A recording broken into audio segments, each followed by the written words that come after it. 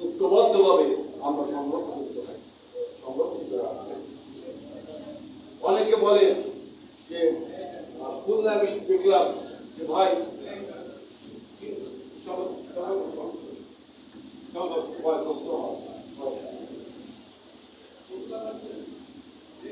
আমাদের এই অঞ্চলে দেখেন, এই অঞ্চলে আমি কখনো দেখিনি এই সাম্প্রদায়িক সম্প্রীতি হয়েছে।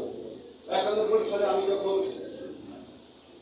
এই আমাদের এলাকায় আসি তখন আমার মনে আছে যে এই এলাকার হিন্দু মুসলমান একত্রে করেছে ভারতের বাবরি মসজিদের যে সাম্প্রদায়িক অসম্প্রীতি হয়েছে। আবার 2002 সালে যখন গুজরাটে দাঙ্গা হলো তখন আমি দেখেছি এখানে হিন্দু মুসলিম একত্রে করেছে আমরা ভাই। অর্থাৎ বাংলাদেশ একমাত্র দেশ যে দেশে আমরা সবাই একই জল আবহাওয়া একই পানি বাতাসে আমরা বেড়ে উঠেছি।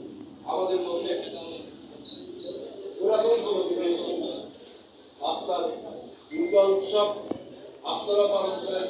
আমি বলতে চাচ্ছি যে আপনাদের আমাদের যে হিন্দু কল্যাণ ট্রাস্ট তারা 10 দফা দিয়েছে, আমরা দেখেছি। আমি আমাদের এই গ্রামে